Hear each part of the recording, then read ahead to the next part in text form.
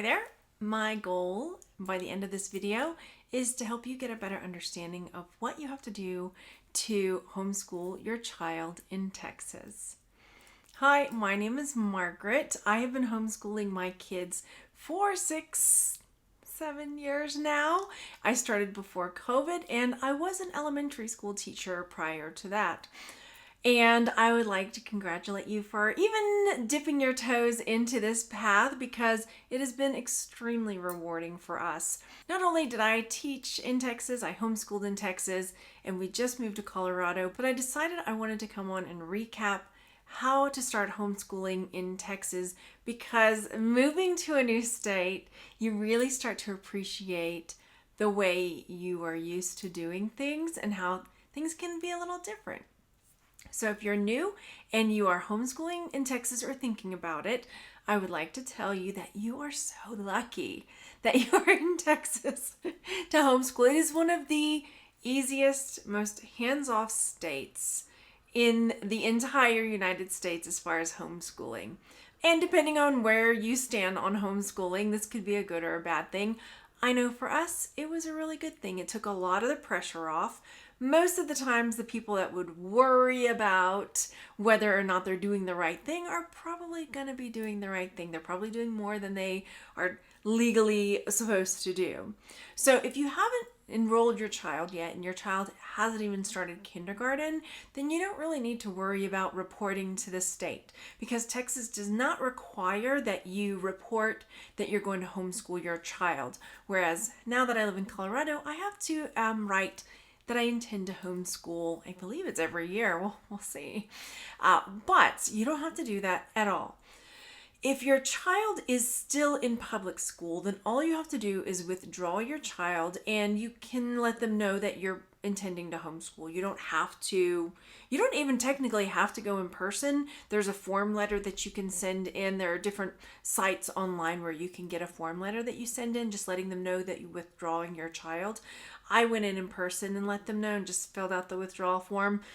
They didn't give me any problem at all. Honestly, the registrar was like, "You're so lucky, you're going to love it." But if they do, then there are legal ramifications so that they really shouldn't be pressuring you to keep your child in school or, trying to pressure you to tell them why or whatnot. So just let them know, like, this is just a choice our family's making. End of story. And then now that you're at home with your child, what do you do? So the only subjects that Texas requires that are taught to your child are reading, spelling, grammar, math, and good citizenship. And while that doesn't seem like a lot of subjects, it really frees you up to teach your child the sciences that you're interested in and the history that you're interested in and the arts and all the other stuff that you're interested or that your child is interested in learning. Now, the curriculum that you choose is also your choice, whether you choose a purchased boxed curriculum or you create your own curriculum. The main thing that they say is that it should be visual, such as textbooks, workbooks, and online stuff. Now, we would go back and forth. Like I had some curriculum, some math workbooks that we got, and some, there were a few different curriculums. Build Your Library was one that I used. But we were not strict and we didn't stick to it all the time because we had the freedom to set it aside when the kids were really into whatever subject they were into. So we did a big Native American studies. And so we did a lot of stuff with the types of tools that indigenous people use, flint knapping and learning how to make fires and lots of different cool stuff. So in the process of learning all of these things, we're watching videos, we're doing hands-on activities, I found cooking stuff. Like you can make it as amazing and fun as you want, or you can make it as workbooky as you want. Really, it's up to you. And honestly, for me, I would try to stick with things that the kids were really interested in and try to pull things in that we could use for ourselves. And if I didn't find something that I loved, we would just make it. Especially at that age, my youngest was in second grade, so 7 or 8 at the time. 7, I believe, and my eldest had just turned 10. So if we didn't find something, then we would create it ourselves. I can't tell you how many books we have written on our own because we couldn't find a book on their level. So that's a whole nother aspect that you get to pull in, that if your kid is into something really obscure and you can't find something for that topic, then what a great opportunity for your child to make a book on his or her own, or to make a project on his or her own based on that, and then be able to share it with others.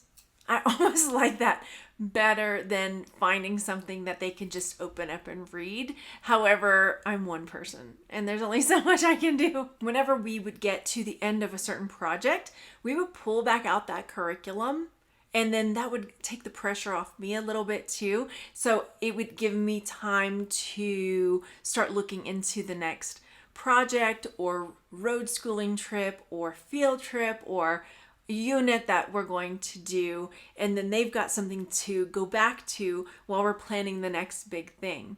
That's just the way we did it, but there's as many different ways to homeschool as there are homeschool people out there. And if you are just getting started, honestly, just take some time and enjoy your children. When we first started homeschooling, we did a lot of field trips. We were in Houston at the time when we first started.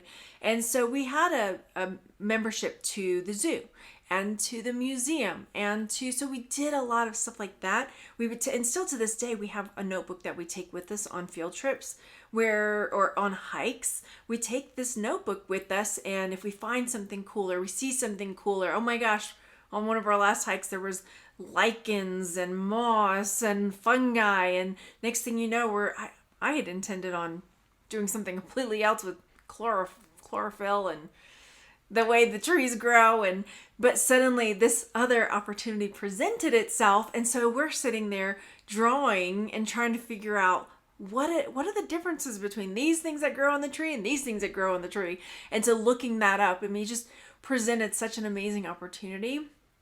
And so that right there, that ties in science and writing and research and reading and art, and it just ties in so many different things. So trying to break out of that box of this is how public school did it, because clearly if you're choosing to homeschool, the public school way may not be the right way for your kid. Especially, and if you have started and you're like, I'm beating my head against the wall, take a look at that. Like, if public school wasn't working for your kid, why try to public school your kid at home? It doesn't make sense. Some kids love the paper pencil stuff. They love it. Some kids don't. Mine, not so much. As far as homeschooling in Texas, that's about it. I miss it. I mean, Colorado is not super strict, and the more I'm here, the more I'm realizing, like, okay, they've got all these requirements, but we don't have to. Oh, that was another thing. Testing. In Texas, there's no requirement to test. So once you've pulled your child out, because basically as a homeschool school, Texas considers you basically a private school. And so you don't have to do any kind of standardized testing for your child. That's something new that we're going to have to start doing here in Colorado.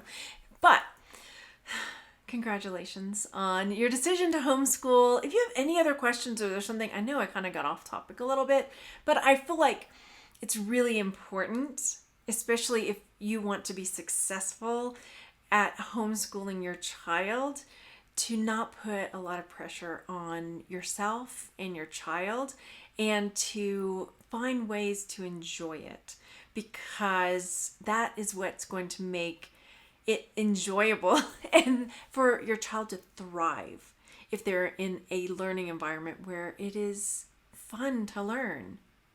And that's something that y'all can do together. So let me know again if there's anything I missed, because there might be. And I will talk to you on the next one. I've got a lot of video ideas. I've kind of fallen off the wagon with my videos, but I'm coming back at you. I've got some great video ideas, and I'm looking forward to sharing them with you. And I'll talk to you soon. Bye.